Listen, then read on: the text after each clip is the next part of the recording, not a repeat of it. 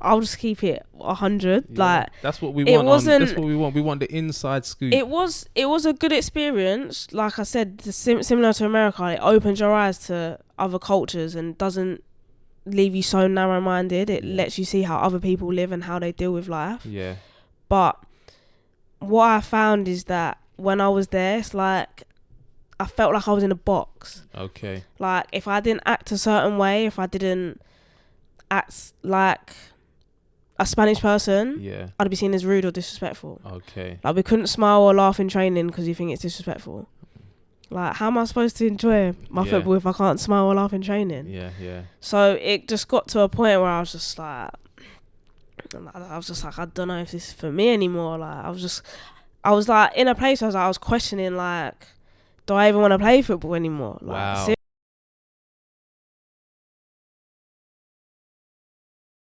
Okay, and welcome to another episode of Views from Inside.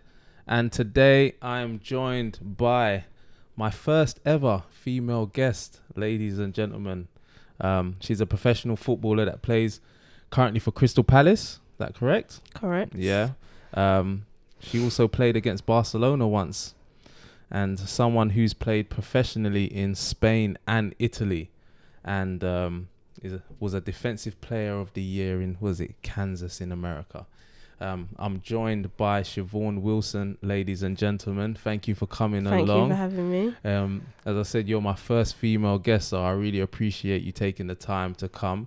And I've always been intrigued by the female game, because obviously football seems to be a male-dominated industry, and over the last year or two, we're starting to see more and more ladies in the game. Now, obviously, you guys have been in the game for a while, but I think you're getting a lot more mainstream media now.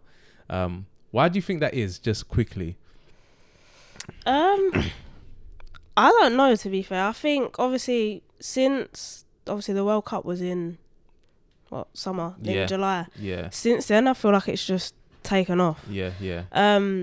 Especially this season, they're showing a lot of the women's games like on BT Sport and stuff like that. Yeah, They did used to show like the FA Cup finals on BBC, but that was pretty much it. Okay. But yeah, I think since the World Cup, and obviously with that being televised, people have watched it and been like, oh, you know what, women are alright at this, you know, like, so.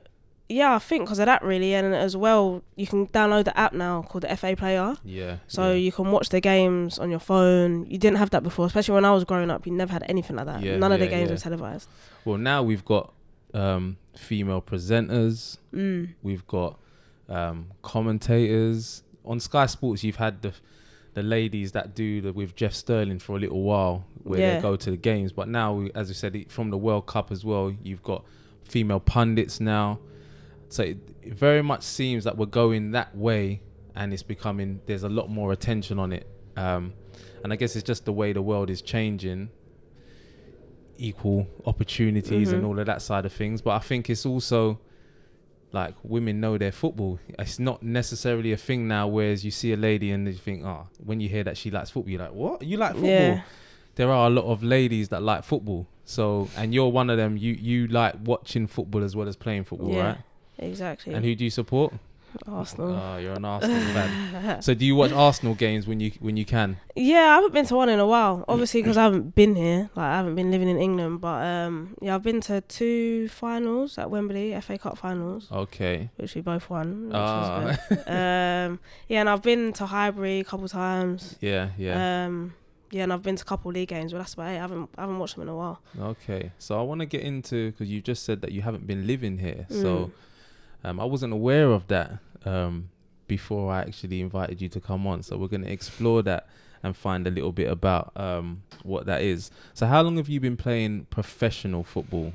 So I graduated in America in December 2017. Okay. And so how did that come about, you graduating in America? So I went to, obviously, college. I went to Southgate College. I was there for 2 years, done like North BTEC. London. Yeah. Okay. Done like BTEC. Was it level 3 or something? I don't know. That was time ago. I don't remember. So I was there for 2 years, and basically they were like, had like a partnership with a company called Pass for Soccer, Okay. which like specializes in like scholarships to America. So basically, you sign up, you go to a like a showcase game, you play in the game, it gets recorded, and then coaches watch it in America, and like they send off the footage. And So the showcase game is over here in England.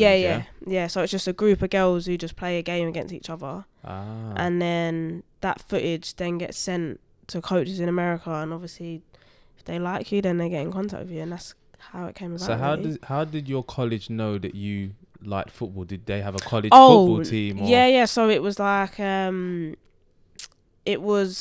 they were with the Tottenham Foundation. I think they still are now. Okay. But I think might be Barnet now as well. So yeah, they were in partnership with the Tottenham Foundation. So obviously I do my lessons or whatever you call it in the mornings, then train in the afternoons. But that was like every day. No, I think it was Monday to Thursday. Okay. So. And when you say Tottenham, how did you get into Tottenham Foundation then? How did you get seen? Well, the coach for the college team, she was my coach when I played at Tottenham. So you did actually have a college. Yeah. You did have a college football team. So at that time, I played for Tottenham, and I played for the college team. Yeah, okay. Yeah. And when you was younger, before college, did they have female football in like secondary school? Yeah. They did, yeah? Yeah. But it wasn't like... It was one of them ones where you'd get asked to play like the sixth formers and like the year 11s when you was in like year 7, because there's no like... there's not really no much. No one. And I'm guessing you stood out though. Could you compete? Yeah, I mean it's difficult though, especially when you're playing with a group of girls who are just dragged from here, there, and everywhere. Don't really want to be there. They don't really want to be there. Oh yeah. Just making up numbers, but. So how did you get into football in the beginning? If we was to take it right back to the early days, what made you like football? How did you get into it? Well, obviously my dad used to play. Well, you say obviously. I thought you knew that. So who's your dad? Clive Wilson. Okay. Yeah. And who did your dad play for? Chelsea, Man City, Tottenham, and QPR. Okay, so your dad had a proper professional football career then. Yeah. Clive Wilson, look him up, ladies and gentlemen, if you don't know. So you're Clive Wilson's daughter. Yes. Have you got any other brothers or sisters? No, only child. Okay. Yeah. So your dad used to play. How was that growing up with a dad who was a professional footballer? To be honest, I can't really remember because he retired in like 2000, I think. But he retired at like, I think it was at like Cambridge United or something like that. Okay. So I briefly remember being very young when he was at Tottenham. Yeah. I was born in like 1994, so. Okay, yeah. I was only around for about 6 years of his career. Yeah. So I don't really remember it too much, but it was never a thing where he was like, yeah, you have to play football. It wasn't like that at all. It was just something I just got into doing. Like, it wasn't like he put the ball at my feet and was just like, hey, you will be like me. It wasn't like that at all. I'm guessing there's footballs around the house and then you maybe naturally just took to having a football. Yeah. And what about watching football and stuff like that? Yeah, because he watches any game that's on, he'll watch. Okay.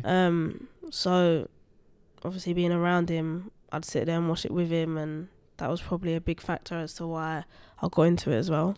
So did he start to notice at an early age that you could like kick the ball quite well? 100%. And then think to himself, my daughter can actually kick the ball. Like, he always used to say to me, like, he knew that I was going to play from a young age, because he was like, you would never ever kick the ball with your toe. You'd kick it properly. Okay. So. And so maybe other female professionals that you know and you interact with, do you share stories of how you got into it in the early days? Because I'm guessing everybody has their story. And how is it generally that females sort of know whether they can play football or not? Do you know what?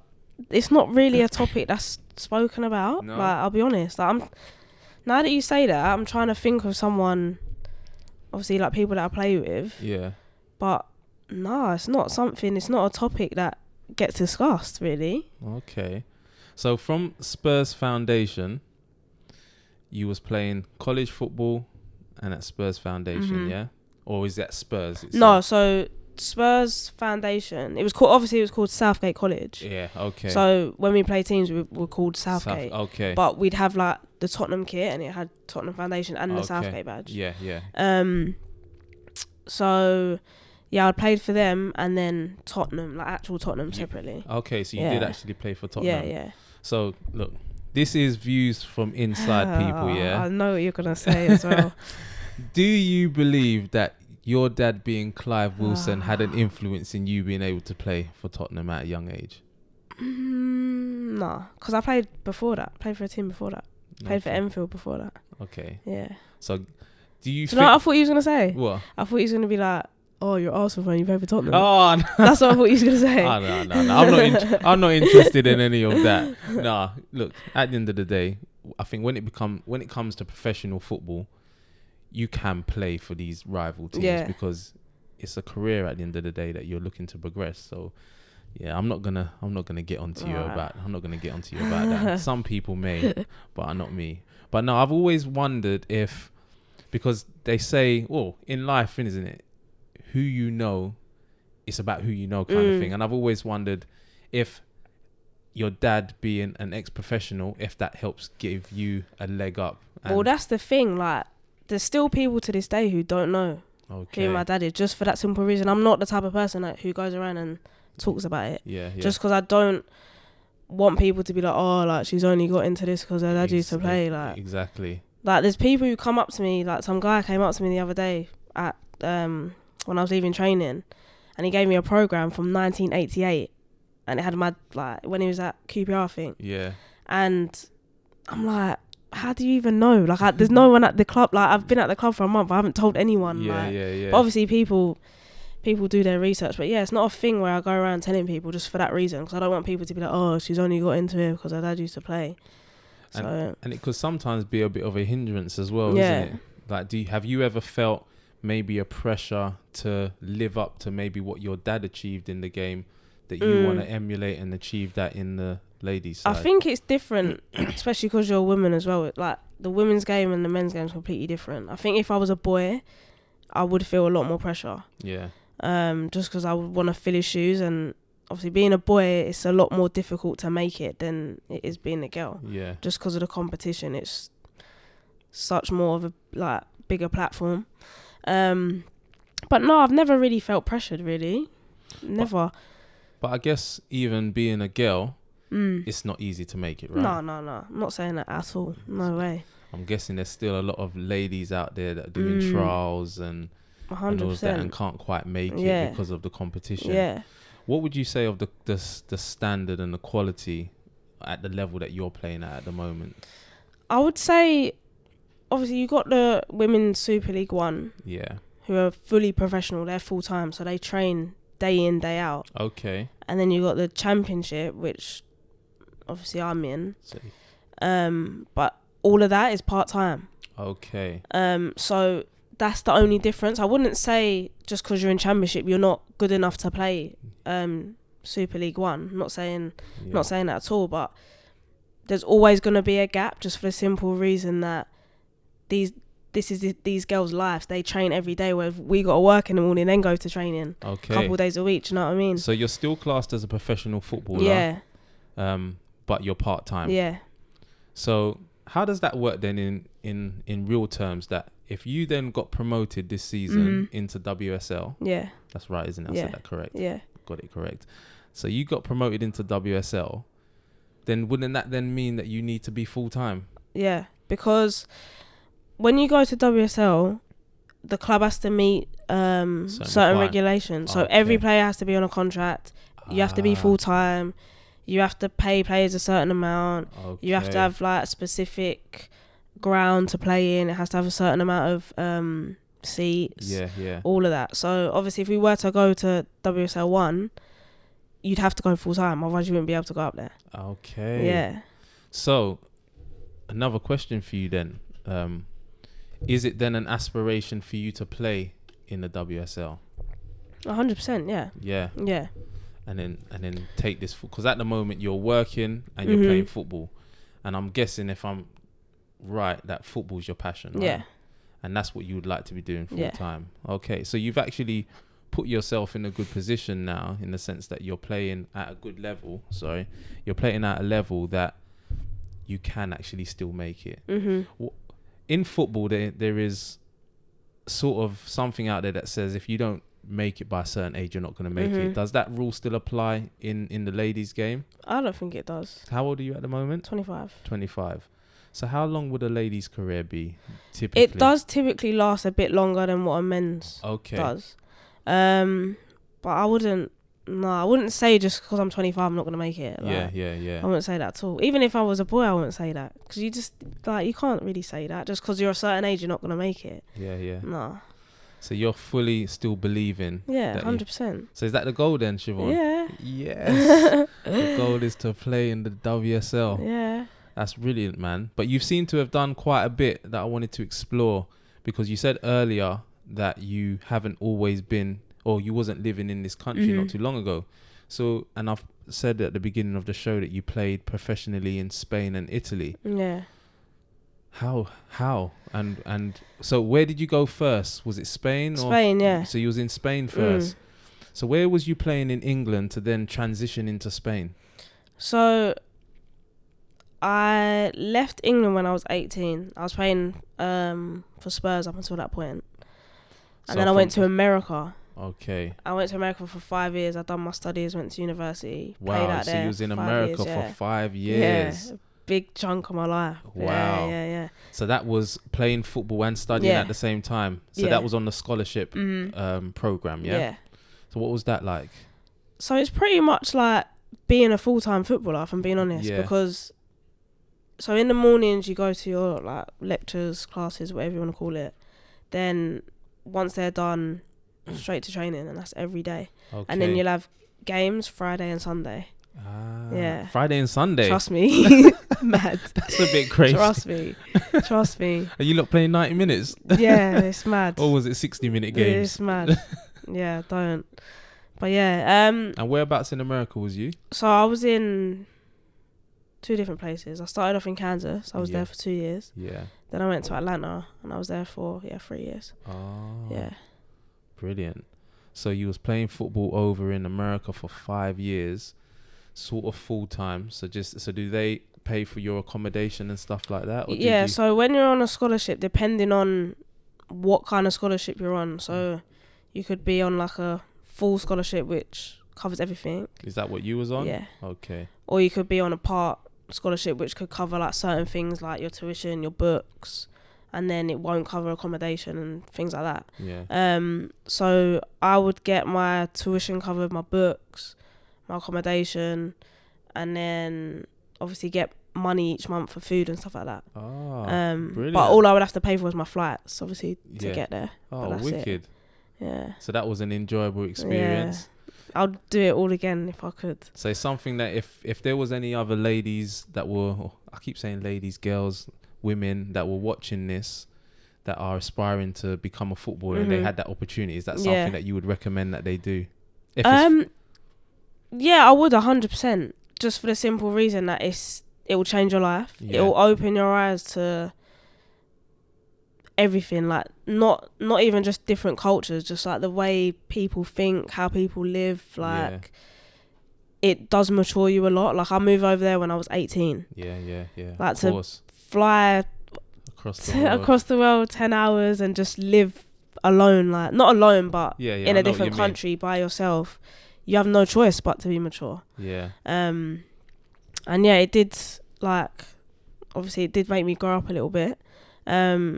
So if anyone does want to do it, I would highly recommend it. But at the same time, with the way women's football is going now, like in this country, if I was 18 now, I don't know if I would do it, just because of how big the women's football is getting here, because it was never like this when I was 18. So was women's football bigger maybe in, say, America than...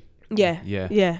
Because they had... I mean, they still have it now, like the professional league, but I think... I can't remember 100%, but something folded. I don't know. It might have been a league or something. Yeah. And that folded at one point. Yeah.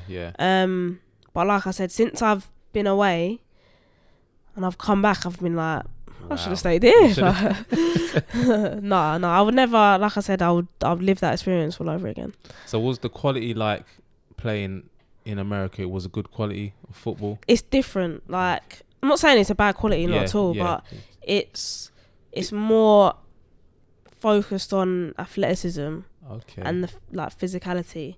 So it's more, I would say it's less tactical, more physical. So I've never seen girls so big in my life. Like, I'm not even saying that being disrespectful. Like, it's just, I'm just being honest. Like, they're just built differently over there. I'll be honest. Like, they're built differently. And for those that are watching, you probably can't get a full gist, but there's pictures that are coming up on the screen. Siobhan is quite tiny. How tall are you? Like 5'4", barely. 5'4", barely. Yeah. So I could imagine that anybody looks big next to you. It's mad. Like, I've never done so much running, so much lifting weights in my life. Is it? Like, I remember for one of our pre-season like tests, we had to do a 1.5 miles in 10 minutes 30, rest for 6 minutes and do it again in 10:30. Yeah, mad. Jeez. Yeah. So they're proper putting you through your paces. Do you think though that conditioning has maybe helped you in the game or the level that you're playing at now? Yeah, but I personally don't believe that running us to the ground is gonna make you a better footballer. It's just not. Okay. Like, yeah, you can run around all day, but if you don't get the tactics right, and if you're not good with the ball at your feet, then what? You can't really do much. You can just run around. Like, so I mean, obviously you do need conditioning, but there's limits. So you think the more tactics that are employed, or the better tactics, will give you a better chance rather than you just being a fitter. 100%. A fitter running team. Yeah. Okay, that's interesting, because me personally, I agree with that. I think that you do still need that level of fitness, but I think the systems and the condition, the tactics in football now, I think we can see by the way, even your Barcelonas have played over the years. Now what we're seeing with Liverpool, it's a way of playing and tactics that really blow teams out of the way rather than the fitness side, even though those players are fit. And would you then say though that in the women's game that ladies are actually fit? Yeah. But I would say as well, like, I'm just saying based upon my training and stuff like that, we do, not saying that they run us to the ground, but the drills that we do will be high intensity stuff with the ball, so you'll be getting up, do you know what I mean? You'll be blowing whilst you're doing it. Yeah. But it won't be like, right, get on the line and start running. Okay. That's what it was like in America. Like, get on the line and do whatever. But you're just going to get a lot more out of it if you've got the ball at your feet. Do you know what I mean? Yeah. Like, just straight running and match fitness are two completely different things. You can run someone in the ground for however long you want, but put them on a pitch and I guarantee you they'll be blowing. True. So you then, I can imagine the style of football really changed when you went to Spain, because you went to Spain from America, I'm guessing. Yeah. And how did that? So then did you get seen playing for when you was doing your scholarship there? So when I was in Atlanta, I played with a girl who's from Barcelona. Not played for Barcelona, but she was from there. Yeah. And she graduated a couple years before me, and she went. Obviously, she moved back over to Spain. And you still stayed in touch with her? Yeah. And she was playing for Malaga at the time.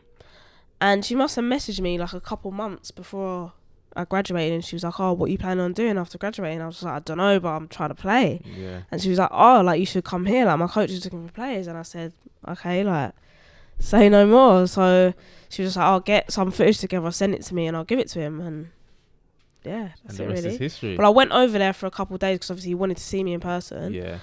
And did you have to play like a trial match there, or not a match? But I think I've done about 2 or 3 sessions with them. Like training sessions. Yeah, and then I think the last day, obviously he offered me and I signed, and then I went home for a couple of days, got my stuff and went back. Wow. Yeah, all in the space of like a week. Serious? Yeah.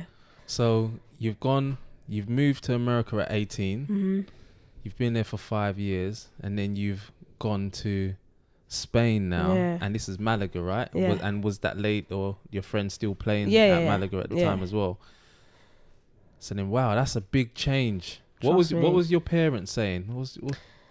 To be fair, like my mum and dad have always been supportive in every decision that I've made. Yeah. They'll always push me to do it, even if I'm in an R about it. They never force me, but they'll just advise me and say, like, this is a good opportunity. If you don't like it, you can always come back home. Yeah. So yeah, they were just like, go for it. And then you sign at Malaga, and then what was that like? I'm not gonna lie, the first couple of months were very difficult. Serious? Just for the simple reason that living in a country that you don't speak the language, it's long. It's hard, yeah. It's very long. And being not the only English one, like some of the girls did speak English, but it's difficult because especially when you're training and the coach is saying something, like you could be doing a drill and something he could change it. And I ain't got a clue what's going on. Understand it. Not a clue. And it takes me a while to get things more than others do, just simply because I don't understand things. And it got to a point where he started getting annoyed with that. But he knew from when I signed that I couldn't speak a word of Spanish. Like obviously I knew the basics from like school and stuff, but I couldn't hold a convo. So it got difficult just for that simple reason. And then obviously you train every day for 2 hours. Then what do? Go home. I ain't got no friends. I ain't got no family. I can't talk to no one. Like it was difficult, not gonna lie. So Malaga in Spain, was that playing in La Liga?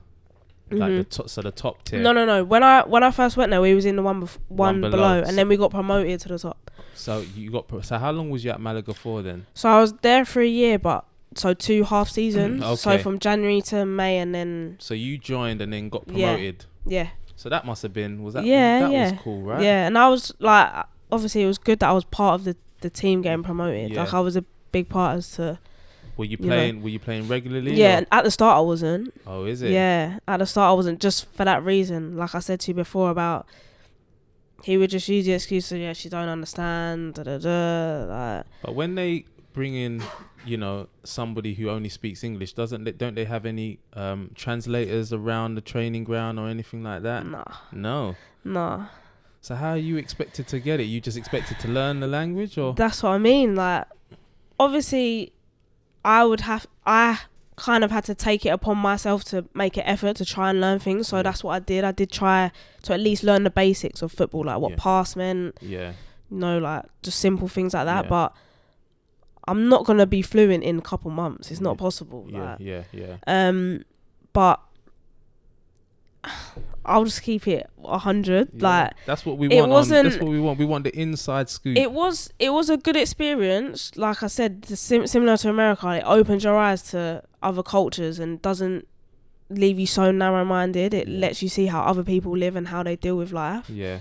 But what I found is that when I was there, it's like I felt like I was in a box. Okay. Like if I didn't act a certain way, if I didn't act like a Spanish person, I'd be seen as rude or disrespectful. Okay. Like we couldn't smile or laugh in training because you think it's disrespectful. Like how am I supposed to enjoy my football if I can't smile or laugh in training? So it just got to a point where I was just like, I don't know if this is for me anymore. Like I was like in a place where I was questioning, like, do I even want to play football anymore? Like, wow, serious. So it got like, that bad. Yeah, but this was more towards the second half. When I was there from like the second part of the season. So when you're in the top division, right? Yeah. So which is La Liga. La Liga. Okay. Yeah. So I'm not gonna lie, I was in a bad place. Like, and the simple reason was because he wasn't playing me. He would just leave me out the squad for no reason. I think just the reason was just because she don't understand things. But by that time, obviously that would have been like 6 or 7 months. Yeah. I could hold like a convo, but it would be more a thing where if someone was speaking to me, I could understand everything you're saying, but I just can't speak back. I can speak in words, but I can pretty much get a gist of what you're saying. Yeah. But then with him, he would talk so fast and so like thing. I'm just like, in training, I just feel anxious all the time because I know if I make a mistake, he's gonna scream at me. Yeah. So because of that, I couldn't play to my best ability. Like, it was just impossible. And obviously, because I kept on making mistakes, and I'll go to training having anxiety. Like, it was not the one. It was not the one. And obviously, you're supposed to look forward to training. Yeah. And then I'm going home, and I'm just like, right, what am I gonna do now? Because I ain't got no friends, I ain't got no family, I ain't got no one to talk to. Like, so what about your teammates then? Were were teammates not? I guess, did they speak English? Were they not? You know, some of them did. Yeah, like some of them did speak English, and a lot of them did sort of show sympathy towards me because they were like, oh, if we went to England, I could never do that. But in any situation, no one will ever understand how you feel until they're in the situation themselves. They can try and relate as much as possible, but they'll never understand until they're actually in the situation. So how did you get through the days? Obviously, you're going home. You've not really got anybody. You're coming into training. You feel like you haven't really got anybody. How did you deal with all of that? It was difficult, I'll be honest. Like, yeah, it was a bad time. It was a bad time. A good couple months. Like, I was in. I would say depression. 100%. Yeah, because it was just like, if you're not gonna play me, and if you're completely even gonna leave me out the squad.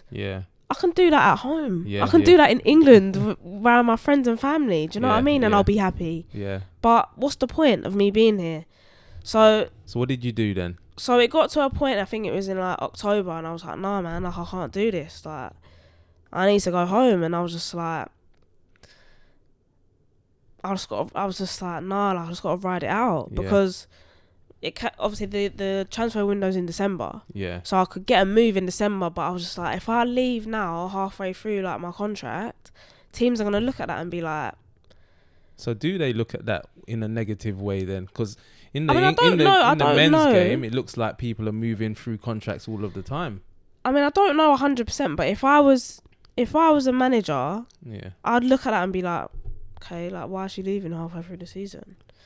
So also, you say that you could get a move in December. Did you have an agent? Yeah. I had an agent from when I first signed there in January. Okay. Yeah. Did you have an agent before you went there? No, but I got in contact with him like literally as I was finishing in America. Okay. So yeah, he was actually really good, like, especially when I was going through all that stuff. He was there for me. He was, yeah. So that was good. At least I had someone to talk to. So that does give the other side to what maybe some people don't understand about agents, is that they can be there for their clients in times of need. It's not 100%. It's not, because obviously agents have a bad press, don't they? Yeah. But it's not all about the money. They do have, there are some good agents out there that have their client's best interest at heart. Like, he did say, like, he was like, if you're like, I'm always here if you need me, like, I'm just a phone call away. Just you've only got a couple of months left, like, so just ride it out. Like, he's like, just think of it as a holiday. Okay. Like, you're living in Spain, just think of it as a holiday. Like, you're chilling there. Yeah. Getting paid for what? You're not even playing, getting paid for doing nothing. Like, so yeah, like, it was a hard time. It was, but I was so close to going home, like, so close. But I was just like, nah, man. Riding it out. Nah, like, I'm not gonna let one coach decide my career. That's dead. I was like, I'm not doing that. Like, as much as I was in a bad place, I was like, nah. So I played football for so many years. I'm gonna let this guy ruin my career? Nah, it's not happening. It's not happening. So you had that inner fight. You had that fight I mentality. was like down here, and then one day I woke up and said, nah, like, nah, not letting this guy ruin it. Like, no way. So it was the sort of inner self to say that you're gonna prove him wrong. Yeah. And that sort of spurred you on. So then, I think beginning of December, I just spoke to him, and I was like, look, like, I'm not playing, I'm not happy, because he knew I wasn't happy. Yeah. Because he would make digs at training, like, in little digs, and like, he would talk. He could talk English, but not. It was like broken English. Yeah. But it would be enough for me to kind of get the gist of what he's saying. Yeah. but he'd make little digs like telling me to smile and stuff like that. I'm just like, so yeah, it came to December and I told him, I was like, nah, like, just not feeling it. Like, I'm not happy. Need to go home, be my friends and family. And he was like, calm. Didn't even try to stop me. He like, was I was happy. like, oh, that's safe. So yeah. So then you cut your contract. Yeah, and my agent, he was looking for a team, and then yeah, that's how we patterned Italy. So then you go from one country, Spain, to Italy. Yeah. So you gotta explain that to me, because I'm thinking to myself, if I'm in that position, I've had such a rough time, and one of the reasons is the language barrier and everything like that. I'm going home, mate. Yeah. But then he's then come to you and said, I've got a team in Italy. Yeah, I know. What was going through your head? I was just like, or anything away from here is better. Is that the way you was feeling? yeah, literally. And I was just like, nothing can be worse than this. Surely not. Like, surely not. So this is interesting, because obviously we'll see you playing, you know what I mean? You probably putting in good performances at time, because you helped them. You said you was playing regularly. You see you playing now, and then some people just think, oh, she's just a professional footballer. They don't understand the struggle. I say this all the time, like, especially when I was living out there. They're like, oh my God, like, I wish I could do what you're doing. I wish I could live like you. But they only see the outside. Yeah. They only see what I'm posting on my Instagram. Yeah. You don't see the substance. You don't know what's going on. Yeah. All of the heartbreak. Yeah. Yeah, man. Like, they think it's so easy. Like, yeah, you just going, living in Spain, like, I'm chilling in the sun, kicking ball. Like, nah, there's way more to that. Yeah. Way more to that.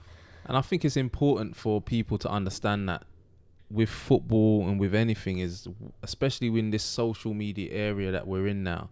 And this is one of the reasons why I wanted to start this show, is because especially young people, they're impressionable, aren't they? And you see this and you want that, but you have to understand that to get to where you are now, you're gonna have to go through. You're gonna go through things, stuff. 100%. You're gonna go through the ups and you're gonna go through the downs, and you have to put in the work and maneuver and change direction and face your fears and fail at times. Do you know what I mean? Yeah. And then you come out the other side. Yeah.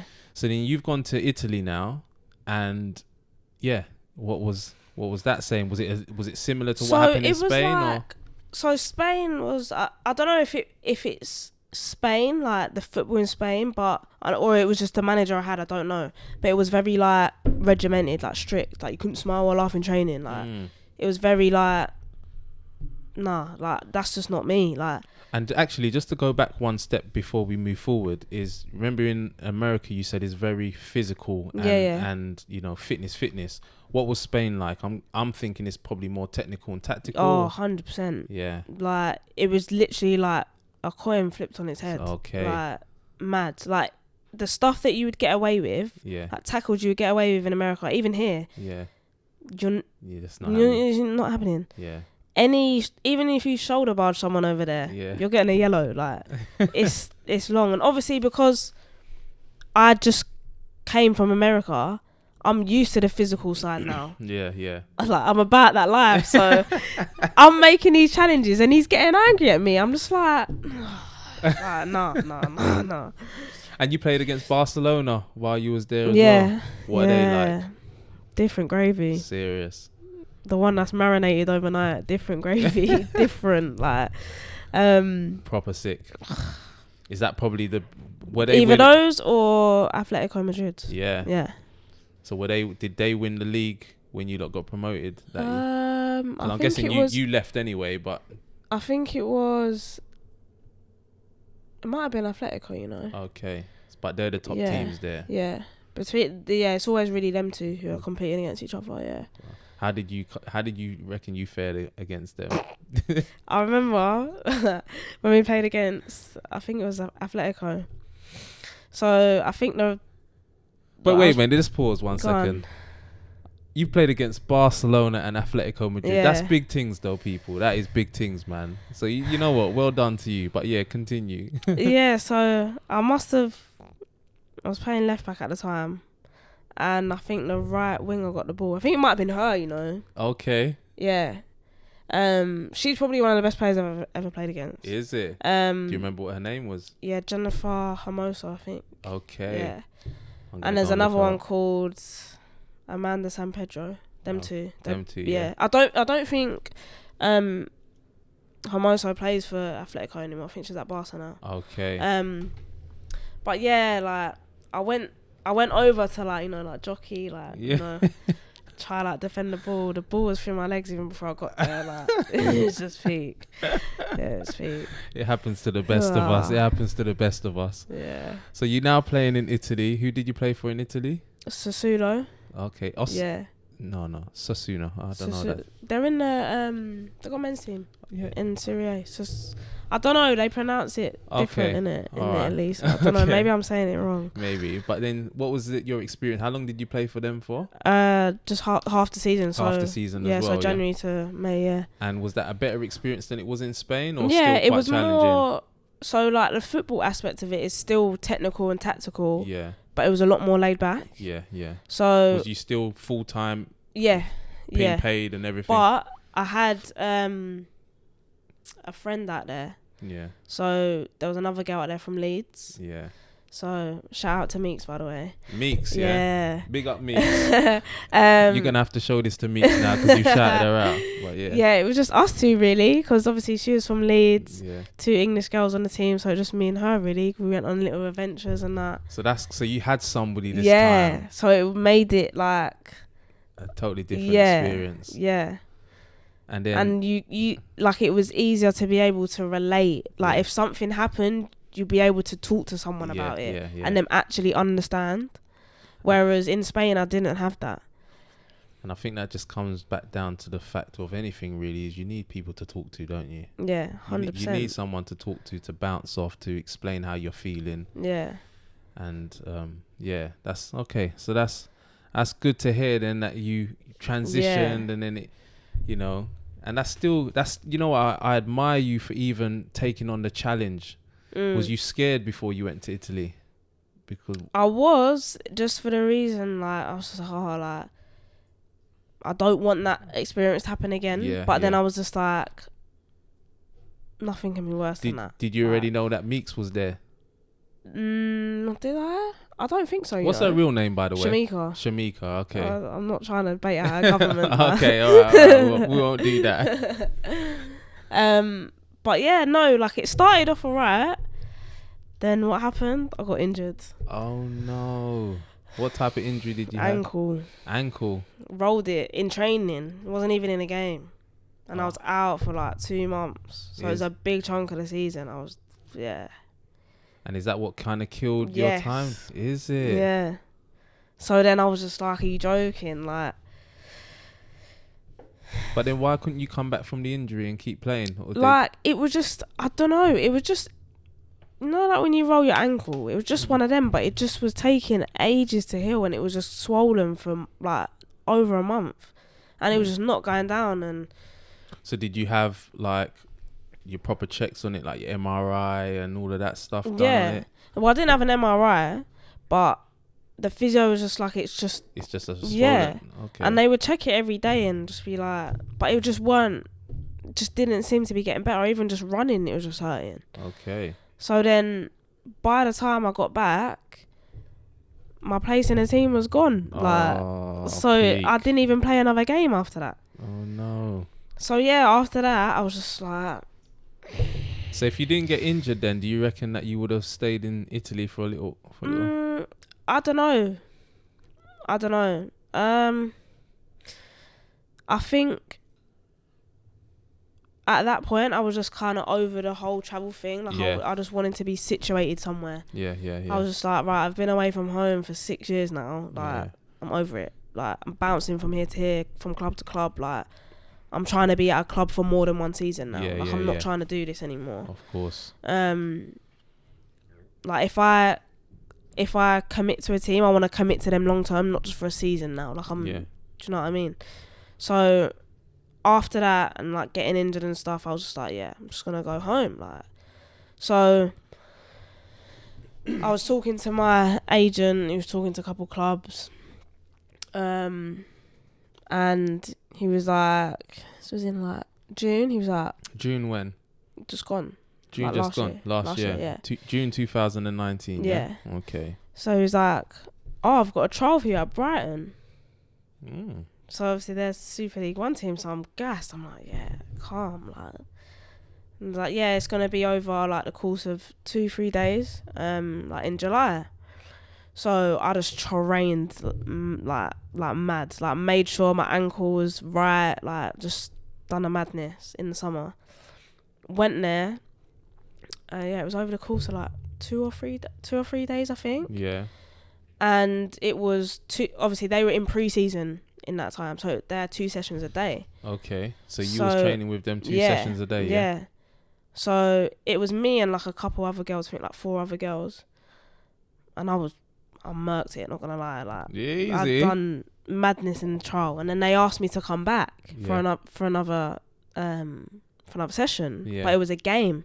Okay. But I was the only one they asked to come back, so I'm thinking, okay, I'm there. I've obviously done something right here, like. So then came to the game. They started me in the game, and I'm a bit like never played with these girls like in a game situation. Like I don't know how they want me to play. Tactics and all that. I didn't know nothing. Yeah. And I'm not saying like it was a bad game, but I didn't really do much in the game to show what I can do. To get me. Yeah. So then, they was like, yeah, like we'll let you know within the next couple of days. And they was like, yeah, no, you didn't make it. And I'm just like, so do they? How many more knocks am I gonna get, please? Like I was just not. At that point, for like a week, I was like, I'm done. Serious. So I'm done. Like, seriously, like, am I just not supposed to play football? Because everywhere I go, it's just not happening. Yeah. So I was down for about a week. I was like, no, I'm done. Like, I'm not doing it no more. And then I was just like, I'm not really giving it a go in England. Like, so if I have to drop down a league, that's just what I'm gonna have to do. Yeah. So at this point, it was too late for me to sign. Everyone had made their signings by this point. Pre-season was done. Yeah. The league was starting in like a couple of weeks. So everyone's got their teams, like everyone's got their signings. So I'm like asking around, like no one's getting back to me. Then I had someone who was at Charlton. So I messaged her and I was just like, can you chat to your coach for me? So she did, and he was like, yeah, come down. So I went down and he was just like, yeah, like we like you. Then obviously I signed, and then so you signed with Charlton last year. When was it? August. Okay. Yeah.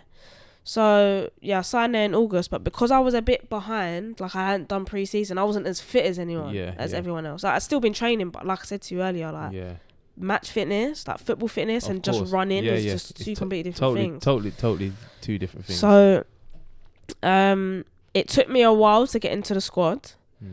And then I'll just be coming on for about 20-30 minutes, but not playing left back. I was playing like we were playing free, like left of the 3 at the top. So your position is left back, yeah? Yeah. Okay. Yeah. So then Charlton were playing 3 at the back. Yeah. No, 4 at... Yeah, no. I don't know. I can't remember 100% what the formation was at that time. Okay. But I just remember I was playing left of the 3 at the top. Left of the 3, okay. And then...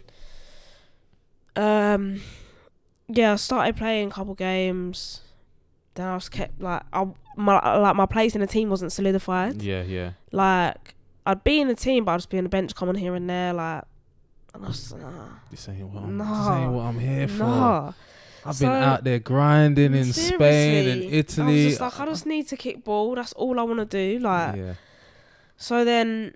And that's interesting that you say that you just want to kick ball. Like you love playing football.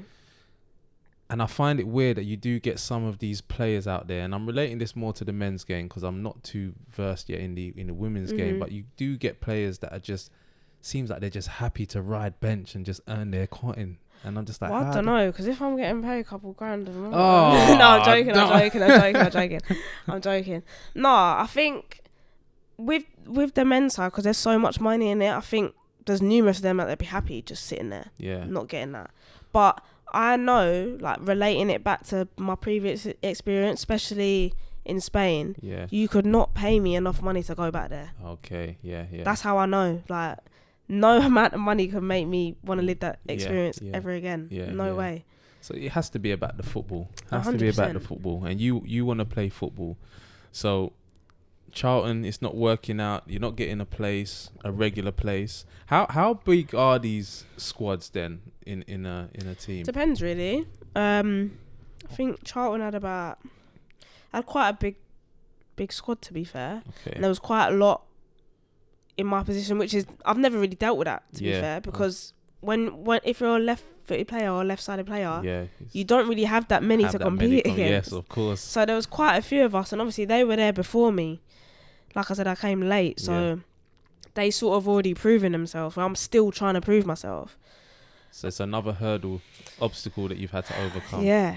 So then I think, in December, or was it January? Beginning of Jan, Crystal Palace came in for me. Okay. So was that your agent trying to get a move? Yeah. And then the rest is history. Yeah, like I felt, not gonna lie, like even now, like I feel bad for leaving because they gave me a chance when no one else did. Yeah, of course. Like I signed late, like no one else had gotten back to me. They were the only club who was just like, yeah, like we'll sign you, like we want to see you.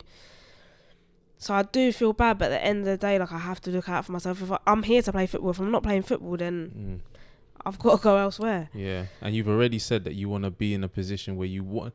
The goal is to play in the WSL, so you want to put yourself out there in the best possible position to get there. Yeah. And I'm guessing you're someone who works hard. From what you told me today, anyway, you're someone who works hard and you try and be the best that you can be. But Crystal Palace, how's it going at Crystal Palace now? It's good. Like, are you playing regularly? Good. I've played every game. Oh yeah. So like I signed midway through, halfway through Jan. Must have signed on a Thursday. Had one training session with them and played the game. Started the game, played 90 minutes on a Sunday. 90 minutes, yeah. Yeah. Did you not win or lose that game? I'm just gonna sip my water. Oh Jesus, you got battered, innit? No, not battered, but we lost. Oh, that's all right. You're gonna lose games. But yeah, so obviously we've had quite a few games that have been postponed, like because of the weather recently. But yeah, I'm enjoying it now. I can finally say I'm enjoying my football. Like I'm actually enjoying my football. I'm guessing that must be a big part. That must be a big plus. 100%. Like you need to have an environment where players can be happy. Like you could be the best player in the world, but if you're not happy where you are, you're not going to be able to perform. Like, and I know that from experience. Like, yeah. It's just, you can't do it. It's not possible.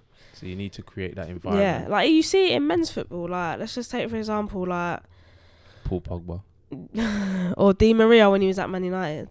Yeah. You knew you weren't happy. Like, what did the guy even do? I don't even remember him being there. Like. He didn't do nothing. He did two things. That's what I'm saying. But really, when you deep it, he probably just wasn't happy. Like, because where did he go? Where's he now? PSG. And he's doing alright, isn't it? Mm-hmm. Yeah, that one is a little bit. I think there's a little bit more to it than that. But I do totally agree with the creating the right environment for a player, because that's one of my biggest arguments as to why I blame coaches and the setup. Before I blame players, if that makes sense, because I always think that it's a manager's job to get the best out of the players, and to do that, you have to sort of not roll out the red carpet, but you have to make it as easy for that player. You have to have man management skills as well as being a coach. What do you think it's like in your game then? Because you're in a women's football, but you've got men's coaches. I know there's some women as well, but how is it like with the men being coaches in the women's game? Do you think that's right? Do you have I don't feel a way towards it, to be fair. I mean, there's probably people out there who think there should be more women's coaches, which I think there should be, because I don't think there's enough of them, but I don't feel a way towards it. Because you've obviously got the men's game, which is men dominant, so why do we then start to even be in the women's game? But then someone could say, why is there not a women's coach in men's football? Well, there you go. Do you think that could be possible? Yeah, of course it could, but it probably will happen, 10 years from now, 15 years, it could happen. We probably will see women coaches in the men's game. Well, I mean, you got women's referees and you got a couple women physios that You never used to see that. And women linesmen and stuff. So this is what I mean. It's slowly changing. As I said, just a little thing like a woman pundit, or even women like presenting the men like on BT Sport. I don't know what her name is, but Alex Scott. Yes, Alex Scott. Yeah, that's right. It's her. She's presenting that show now. Yeah. And it's like, it's interesting where things are going now. But there's definitely a more of a spotlight on the women's game. And me personally, I enjoy it. I've been and watched this season. I took my daughter to watch Spurs play Chelsea at Stamford Bridge. Oh, the opener. Yeah. So I went there, and then I was meant to go and watch Spurs Arsenal at White Hart Lane, but something happened. I didn't end up going. But yeah, man, I enjoy it. And again, I didn't really watch women's football before from the World Cup. So the World Cup has definitely opened up that door now. And but that's what I mean. You probably didn't even know nothing about it before that, did you? No, I didn't. Yeah, I didn't. I'll be honest. That's what I'm saying. Like the World Cup, especially with it being televised and it was on BBC. It wasn't like you had to have Sky Sports to watch it. Yeah, it was BBC. You can just turn on the TV and watch it. Yeah, and I have to big up you women still, because they can ball. You know, some of these girls can ball. Thank you. I was like, I don't know what I was expecting, but I think that's probably why I enjoyed the World Cup so much, is because I wasn't expecting much. So what I did see, I was low expectations of us. No, it wasn't even That's that. What you're saying. No, what I'm saying, I didn't know what to expect. Don't try and misquote me now, you know. But what I did see, I was impressed. Whereas I think some people in my circle of friends that had higher expectations, and then when they saw that, I think they was expecting too much, if that makes sense. They're trying to compare to the men's game. I don't think it's ever going to be that. No way. I have this argument as well, even with women, like the women's game is never going to be as enjoyable to watch, just for the simple reason it's just scientific facts. Like, a woman cannot run as quick as a man and is not as strong as a man. Like, the distance that a woman could run 10 meters, a man's going to cover that way quicker. So the game's just naturally going to be faster. Yeah. I wouldn't say like it wouldn't be as enjoyable to watch, but I'm just saying, like, it's different. Yeah. It's different. You got to have I said that don't incorrectly. Worry, I'm helping you out. Not enjoyable. Yeah. No, it's a different lens that you're going to watch it through. And for me, I saw certain passages of play where she's got the ball on the left and she's clipped the ball into the box, and then she's rising and heading it and all of that. I'm just like, I didn't know these things happen in women's football. And I was really impressed. I'm a technical type of guy, so I like technical players. And I saw a lot of that. And, even something just as simple as a step over, I was like, that's kind of big. So, no, man, that's some of the goals are mad as well. Some of the goals some good goals. You scored a goal recently for Crystal Palace, didn't you? It was a good goal. It was alright. It was alright. Don't worry, I'm going to put that up on the screen. For those of you that are watching this, it was a bit of a screamer that she's put up on her Instagram. And her Instagram, you want me to put your socials up? Haters will say it's a cross. Oh, haters will say it's a cross. Siobhan will say it's an intended goal.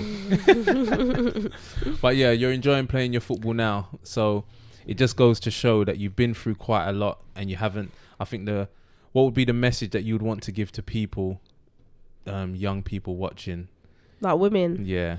Like women playing football. Yeah. What would be the message? Because you've not stopped, and you've overcome a lot, and I'm guessing that resilience has helped you get to where you are now.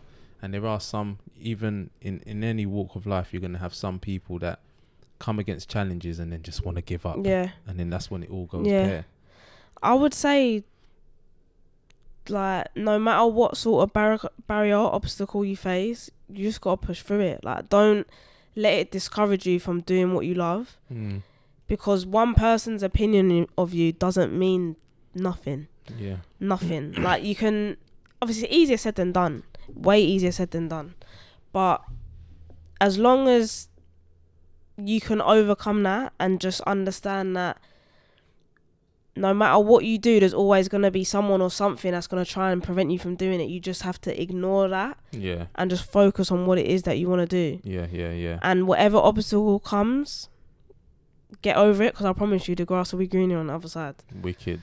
So I'm guessing that you've got that clear vision in your head, isn't it?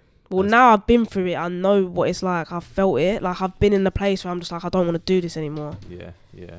But like I said, like you just get to a point where you're just like, nah, like, I'm not letting one person like define my career. Like, nah, I've been doing this for too long. I've put in too much work. I've put in too much effort for me to stop now.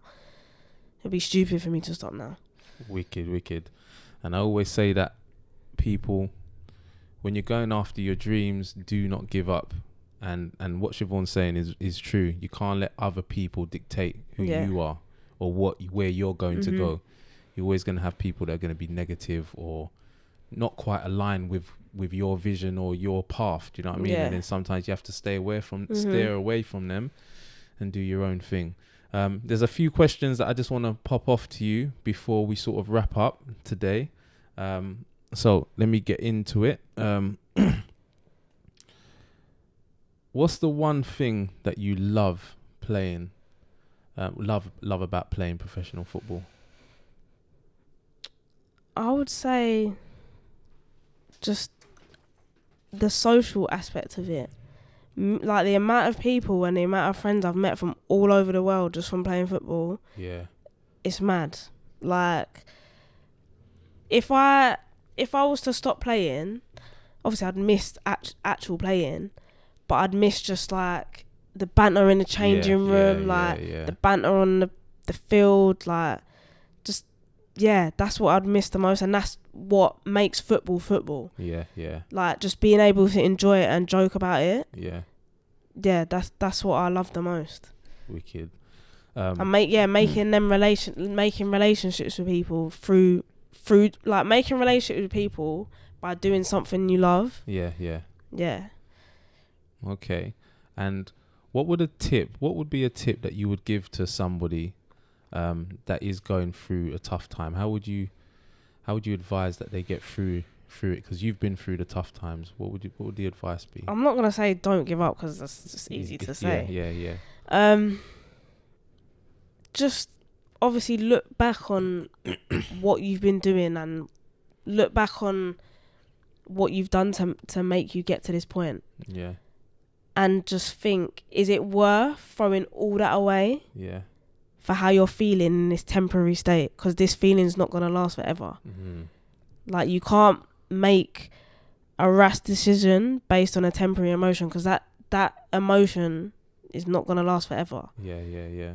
And you'll look back on it and you'll be like, I probably could have stuck with that. Yeah.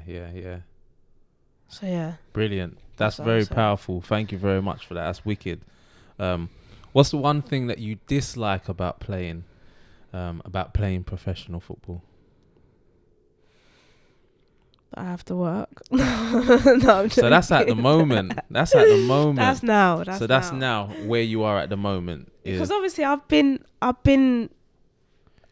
lived both sides of it now. Yeah. I've lived like where I don't have to work. I'm just going training. Yeah. And I'm living now where you're working. But at the same time, when I'm just training, I'm bored. Like, cause I go training, I come home, I'm like, right, now what do I do? I've got to fill up the rest of my day. Yeah. So. But you haven't done that in England though. True. So now where you've got all of your people around and stuff. Yeah, it could be different. But then all my friends work as well. My friends work a 9 to 5, so it's not like. But if you got promoted, you were saying that the regulations and stuff would it probably would be like a 9 to 5, because you'd go in for breakfast, have training, and have lunch, and probably have like meetings after. So it probably would pretty much be like a 9 to 5. So you wouldn't be able to juggle work and playing in the WSL, would you? Nah, but there's some girls that do bits on the side, like personal training and stuff like that. Okay, all right.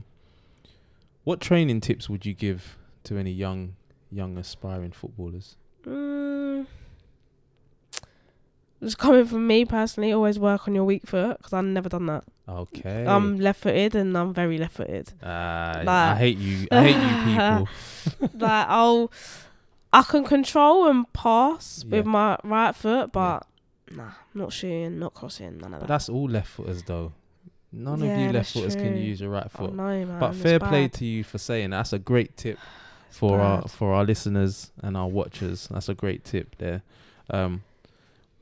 What's the highest point? What's been the highest point of your career so far?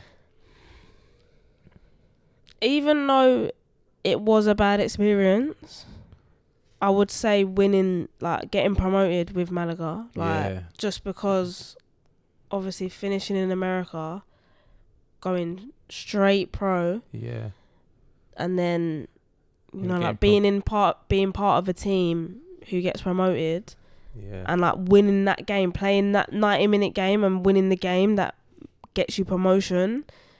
Like the feeling was mad. Right, so you played in the game 9 minutes. That was when you decided you wanted to play me. Okay. It was. So you actually heavily contributed to the promotion as well. So it was. So we won the league, and then in order to get promoted, you have to play like promotion games. So it'd be like. Oh, is it? So there's like 4 divisions, and then each team who wins their division plays against each other, and then. The team who wins that goes up. Yeah. So, so it's sort of like a cup final, semi-final. But it works in like a group thing. So it works on points. So just whoever gets the most points gets promoted. Okay. So I would say that 100%. Wicked. Now I think we already know maybe what the answer is going to be here. But what's the lowest point that you've had in football? Yeah, I would say. Yeah, being in Spain as well. Yeah. We've already covered that. What advice would you give to a 10-year-old Siobhan Wilson? I'm trying to think of what I was even doing when I was 10. That's a hard question, You put me on the spot there. Well, you've got a lot of gems, and you've given us and our listeners and our viewers a lot of gems. So I guess it probably would say just enjoy life and don't take it too serious. Yeah. And I try not to do that now, but... And you know what? It's funny that you say that, because I think whilst that sounds very basic or cliche, but it's quite important. Yeah. Because, I was speaking to a friend yesterday, and I was saying that there's a lot of power in just having a laugh every day, which is, especially when you get older and the stresses of life, it can be quite difficult for you to actually some people can look back and be like, "Rah, when was the last time I actually laughed?" Do you know what I mean? So I think there's a lot of that statement in itself is quite powerful. Don't take life too serious and just enjoy it. So that is the end of the show.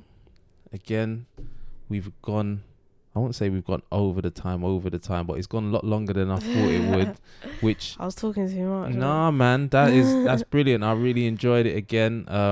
I hope you enjoyed it. Yeah, it was good. Thank you. I think you definitely, as I said, you dropped a lot of gems and a lot of bombs on here that I think if you're a young person watching this, you can really take a lot of inspiration from what you've done.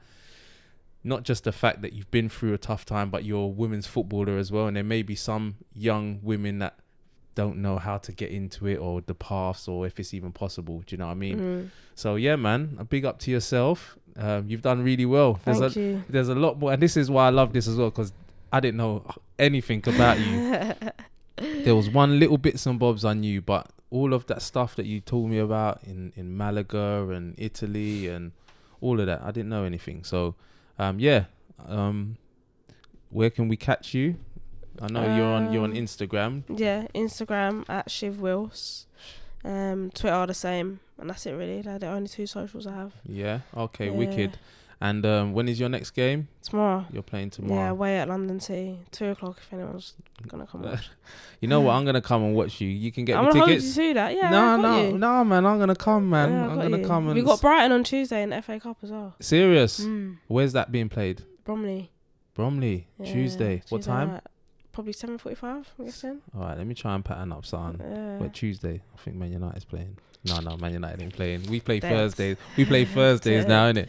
But anyway, Siobhan Wilson, thank you very much for coming along. Thank you for having me. This is another episode of Views from Inside. It was a really good one. And until the next time, people, we'll catch you later.